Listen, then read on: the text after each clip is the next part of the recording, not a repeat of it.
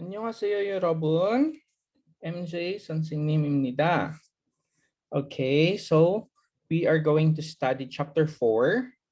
If you look at the screen, chapter 4 nakita sang aton nga lesson. Okay, this is supposedly intended also for this week's lesson. But since hindi kita maka-live class today for some reason, I will be recording chapter 4 and then ang chapter 5 is a review sang chapter 1 to 4. I-upload ko sa aton nga YouTube channel and then feel free to watch until nga maka-live class kita by Wednesday or Friday siguro. Okay? So, ang chapter 4 naton nga lesson is Pankapsmnida. Pankapsmnida is nice to meet you. Amo niya ang aton nga pinaka-purpose today. Okay? So, pankapsmnida. Nice to meet you. Now, first, i-check natin ang conversation here. Okay? So, if you look at the conversation, Nuku imnika. Okay. Again, ang imnika is a question, right? Nuku. Nuku means who. Who. So, who are you? Nuku imnika. Okay. So, nuku imnika. 제 친구 이영수입니다. Okay. First, ang 제, amo ni ang my. Right? Sa aton lesson before sa chapter 3, I think naton. And then 친구. 친구 means friend. And then Lee Yong-su, this is a Korean name. Lee Yong-su imnida. Okay, remember ang imnida, no? Imnida is when you're stating a fact or kung nag-state ikaw sang sentence. Again, 누구 imnika 제 친구 이영수입니다. Okay, next. Please remember this phrase. 처음 뵙겠습니다. 처음 뵙겠습니다. 처음 뵙겠습니다 means nice to meet you for the first time. Okay? 처음 means first time. 처음 뵙겠습니다. 김미선입니다. So nice to meet you for the first time. I am Kim Mi-son. 처음 뵙겠습니다. 김미선입니다. Okay, next. 안녕하십니까? Okay, so how are you doing? 안녕하십니까? 반갑습니다. Nice to meet you. Okay, so ang 처음 뵙겠습니다 kag 반갑습니다, they have the same meaning. Ano ang meaning? Nice to meet you. Okay? So, 처음 뵙겠습니다, 반갑습니다, they have the same meaning. Okay, again, let's try again sa aton nga conversation. 누구입니까? 제 친구 이영수입니다.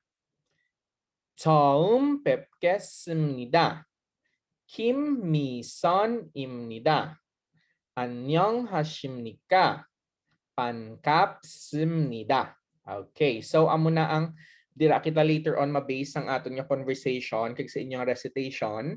So pasunod lang para nga hindi ka mo ma-confuse. Okay, now with the next page naton dire. Okay, so tongsa means verb. Verb. So I have here 10 verb. Okay? I have here 10 verb. Ang lesson nga ni amo ni ang continuation sang lesson naton sang first semester nya ganabutangan naton sang nida, nida, depende kung nag-end siya sa vowel or consonant, remember? Okay. Later galing during the live class, magamit lang ko sang whiteboard para pakita ko sa inyo. For now, just look at the video and then watch lang. Okay? So, first naton nga verb is kada. Kada. Kada means to go. Okay? To go. Next, oda. Uda means to come. Okay, to come. Next, manada. Manada. Manada means to meet. To meet. Next, insahada. Insahada means to greet. To greet. And then chada. Chada means to sleep. To sleep. Next, mokta. Mokta means to eat. To eat. Next, ipta. Ipta means to wear. To wear. Tutta. Tutta means to listen. To listen. Next, ilta. Ilta, to read. And then the last one, sida. Sida means to write. Okay, again, let's try to read one more time. Kada. Uda. Manada. Insahada. Chada. Mokta. Ipta. Tutta. Ilta. Sida. Again, kada, uda, manada, insahada, chada, mokta, ipta, tutta, ilta, sida. Okay, now, for here, this is just an activity, so let go ko na lang na ha. Okay, now, sa aton nga lesson dire, okay, so, this is grammar. So, before, ang aton bala nga lesson, before nga atong pinida, nida, kag nida, i-add lang naton ina diri sila ho. Let's say for example, ang kada nga word, ang aton before previously lesson is we have to drop the da, right? I-drop naton ang da. Ang mabilin pagkatapos is ka, right? Ang mabilin is ka. And then pagkatapos, we have to put the pumnida. So magiging kamnida. Akon lang isulat in a separate screen later. Next, pagkatapos ang manada, manamnida. This na-discuss na ni before sa previous semester naton. Manamnida. Next, insahada, you drop the da and then ha, it ends with a vowel a, it ends with a vowel a. So insahamnida. Okay? Next, ang ilta, if you drop da, ang pinaka-last siya nga letter is a consonant. So, you put the word, you put simnida. Ilksimnida. Ilksimnida. Next, tutta. Tutta, drop the da, and then ang pinaka-last niya, this is a consonant. So, tutsimnida. Next, sida, you drop the da, ang last niya is a vowel. So, simnida. Mokta, mokta, ang last niya is a consonant if you drop the da. So, moksimnida. Chada, chamnida. Ipta, ipsimnida. Okay. Again, kamnida, manamnida, insahamnida, ilksimnida, tutsimnida, simnida, moksimnida, chamnida, upsimnida. Okay. Now, ang aton last nga lesson, right? Sa question naton. So, for example, kamnida means to go, right? Okay, so if i-add nato naman ang nika, right? So, ano gani previously ang aton lesson, ang sa imnika naton, that's a question, right? So, let's say for example, kamnika, okay, insahamnida, insahamnika. So, that's a question and answer. Ako na lang ibutang sa whiteboard niya screen para inyo nga makita. Okay? So, let's just skip lang ani ibutang ko sa whiteboard natin na screen. Okay. Okay. With the chapter 5, this is not a lesson, but this is a review sang chapter 1 to 4. So, I will have to do first sharing some screen. Okay.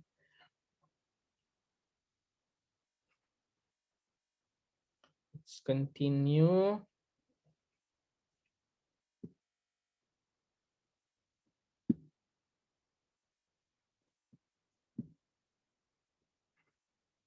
Okay. Let's say for example, ang word gina nato niya kada. Kada. Ang word nato niya kada. Now, if you look at here, no? Ang kada, ano ganing kada? That means to go, right? Ang kada means to go, right? So, if we drop the da, i-drop natin ang da. Okay, so wala na ni. Ang mabili na lang is ka, right? Ang mabili na lang is ka. Notice here nga ang pinaka-last diri naton is a vowel a. So we have to put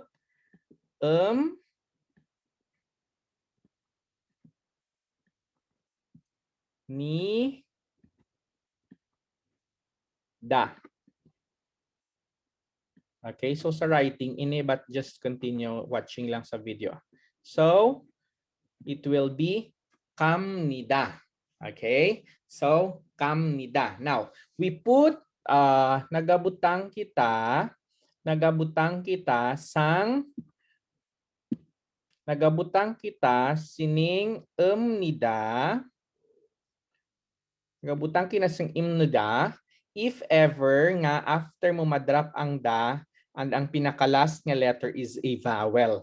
So here sa ka, ang pinaka-last nga letter is vowel, right? So kamnida. Okay, so kamnida, that is a word for to go, right? Ang iya nga pinaka-root word is kada, kamnida. Okay, now, again, another example.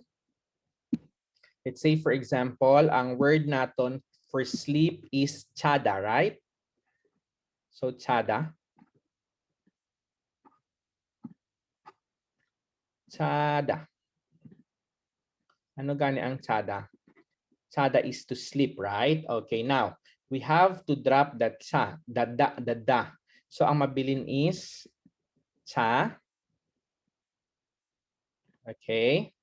And then notice, ang iya nga pinaka last is a vowel, chada. So we have to put here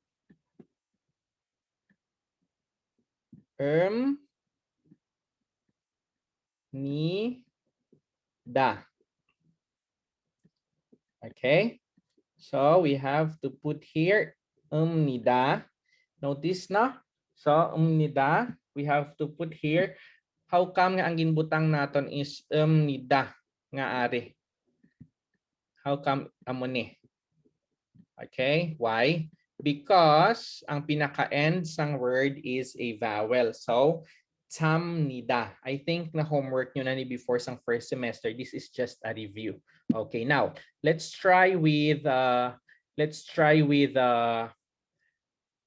word nga naga-end with a consonant. Okay, so word nga naga-end with a consonant is mokta.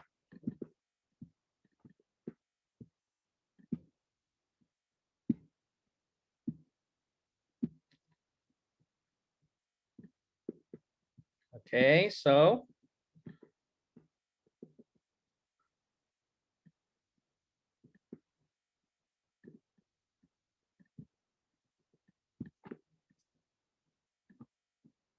mokta. Okay, now this is word for to eat, right? So mokta, mokta. Okay, now if we have to drop the ta, ang mabili na lang is mok, right? Mok. Mok.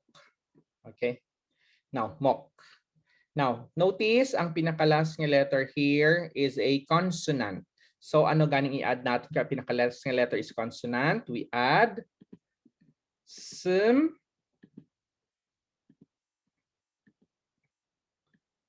We add the word sum ni da. Okay, so moksimnida. Okay, so because in Korean sentence, when we make Korean sentence, wala natin ginagamit ang root word. We always convert it. Okay, depende kung ano ang ato natin gusto nga ipaabot nga meaning. So nagalain-lain ang meaning depende. Okay, so we always drop the da here and then may gina-attach dire, depende. Okay, so another one. The word is to listen. So, teta.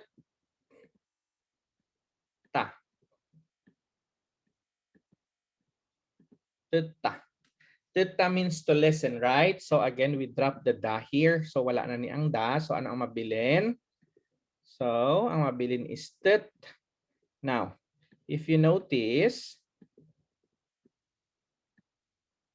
ang pinaka-last nga letter is a consonant aring sa dalom. So that will have to add the sim,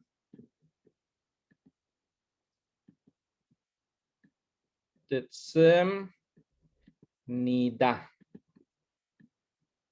Okay? So, nida. Amo na ang magiging conversion sang root word. nida. Okay? I hope that's clear. Mabalik ako dito sa aton nga libro, ha? I'll go back sa aton nga libro. And then we can continue. Okay, so let's say for example, dire.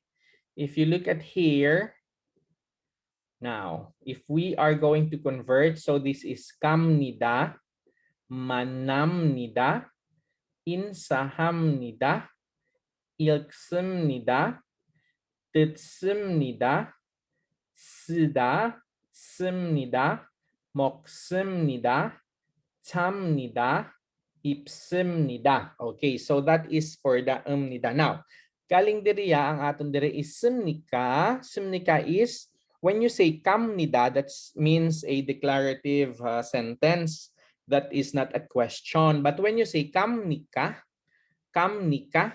so that's a question. Where are you going? Or Odie kamnika, where are you going? So ang aton subong nga practice is we put instead of nida, we put nika. Okay, now again, let's try.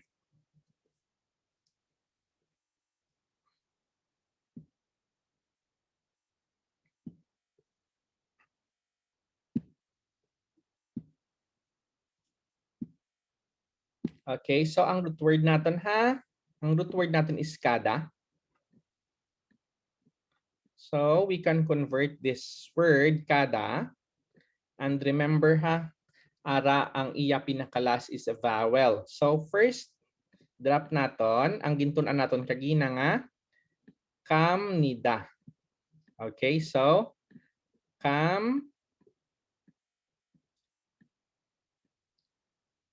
nida.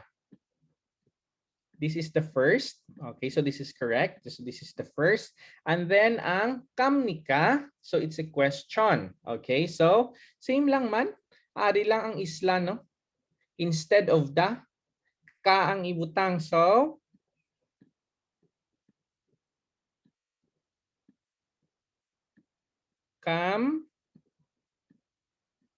ni.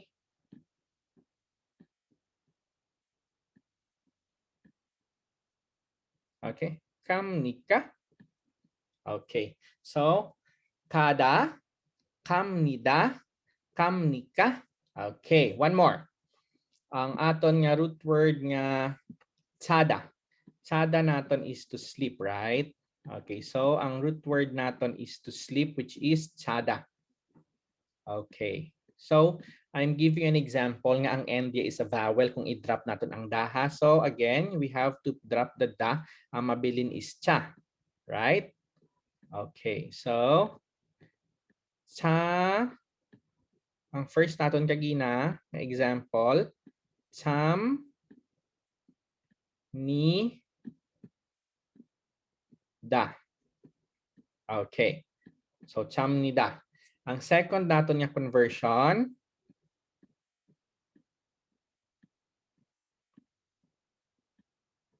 cham ni ka. Cham ni ka. Okay. Now, diri lang gid siya nagavary. Ang duwa lang gid ang iya nga ginavary. Okay? So, diin siya nagavary. Diri Arya da, Arya ka. Okay. So later on sa inyong homework, I will give you the root word. Ang root word is chada. Then you have to put number 1, cham ni da. Number 2 is cham ni ka. Okay. So amo na ha. Continue. Let's try with ends with a consonant. Okay. So ang word naton yung naga-end sa consonant, let's say mokta. Mokta. Mokta means to eat, right? Okay, so mokta. So, i-drop natin ang ta. Ang mabilin is mok. Okay, now, since this is a consonant, we put semnida, right? So, semnida. Semnida.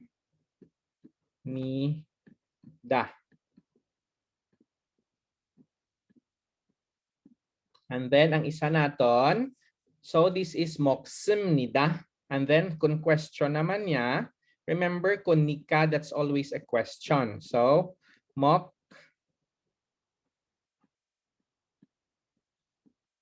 sem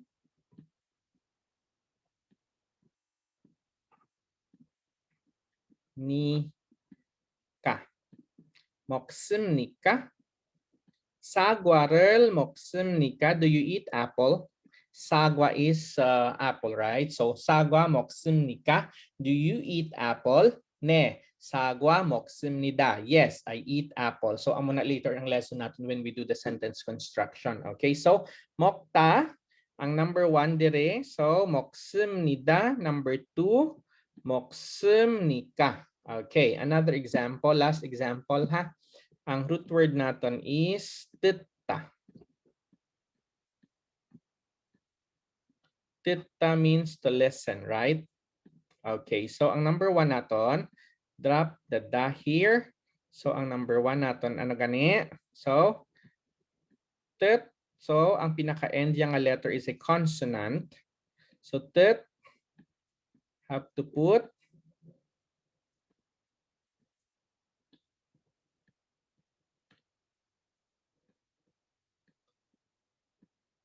tutsim. Tutsim nida. And then ang number 2 natin,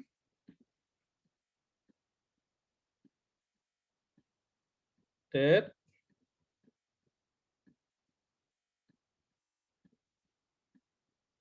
Tutsim.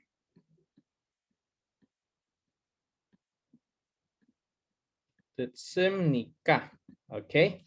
Tutsim nika. Okay, so amo sina ang aton nga pag-ubraha. So, from the root word, dapat kabalo kong mag-convert into simnida nga form and then to simnika na form. Okay, so again, continue with our lesson. Okay, so diri ha. So, I will be sending you a copy sinisang PDF nga file. And then pagkatapos, you convert. Okay? Now,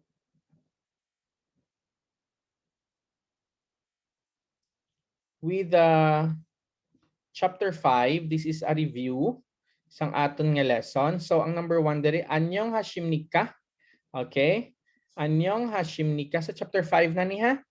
Okay, so with the chapter 5 naton, we have 4 here. We have 4 nga gintunan naton. So ang number 1, anyong hashimnika.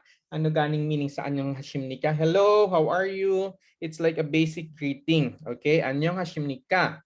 Number 2, kurosmnika. Oh, really? Kurosmnika?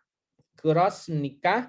Number 3, hwesawani animnida. Okay, okay, so sa animnida natin is not no ang hindi. So hakseng animnida. I'm not a student. Kyongchal animnida. I'm not a policeman. Kanhosa animnida. I'm not a nurse. Okay? So ara na siya sa chapter 3 naton if you're going to review ang first nga video. And then ang number 4, chom pepkesimnida. Chom pepkesimnida. Chom pepkesimnida naton ang meaning is nice to meet you. Okay? Nice to meet you. Chom pepkesimnida. Okay, now let's continue here sang aton nga word ha. So, let's try to read damo diri sang aton nga mga word. I will try to read it for you and then inyo lang nga i-familiarize. Okay? So, Hanguk. Ano gani liwat ang meaning sang Hanguk? That means Korea.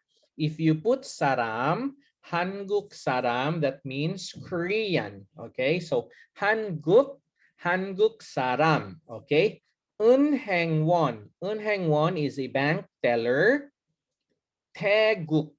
Teguk is Thailand. So, Teguk Saram is Thai.